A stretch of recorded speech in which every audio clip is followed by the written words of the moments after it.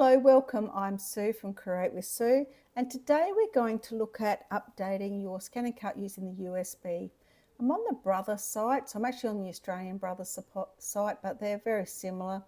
So go to your site and for your country, and you'll see something for your sewing machine and also your ScanNCut. Choose your ScanNCut. Choose your model that you own. Each country will have their own particular models. I'm going to choose the SDX 1000 for the moment.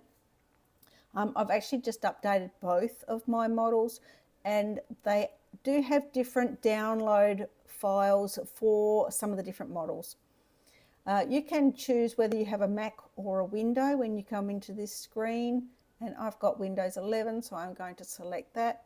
And it tells you a little bit what's new down the bottom here. You can see a little bit of information if you're interested in that, and then just go OK.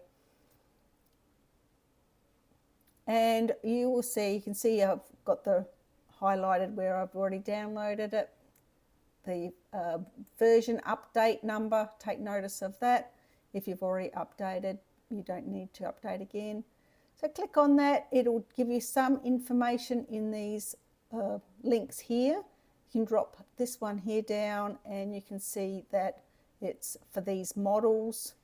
Choose a different, go back and choose again if you haven't got that model that it says there. And then ideally you read the agreement and then choose the OK to accept that. You have to accept that. And you'll see the download there. You'll see the other previous ones that I've downloaded. And you can see that they're different. My Disney model has a D at the back of it. So this one here is for the 1000, SDX 1000. And they do have some instructions. So you can slide through the instructions and read them. And that may help you along with your journey as well. The file will be in the downloads folder, maybe in a different spot depending on where you've saved it, but mine's in my download folder. And I'm going to transfer them to the USB. And I'm over at the machine now, and just scroll along till you find version.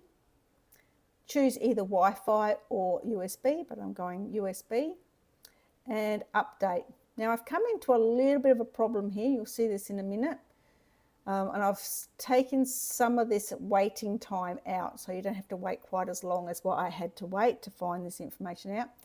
There is no correct file. So what I did is I actually selected the wrong, selected one with a D for the Disney, and then I had to go back and make sure I had the right one. Also, another tip is to place it in the root folder of your USB and not in a folder. You'll see at one point it has a black screen. Don't panic. The black screen is just your machine rebooting to use the new file. Now we'll troubleshoot. This is the network icon up at the top left.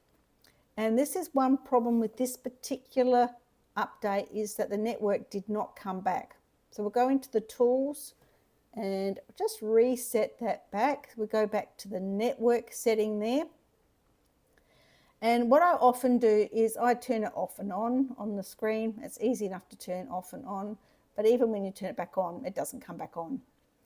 So the next step is to go back to the setup wizard, and it's searching for your internet connection, your SSID, and that's mine there.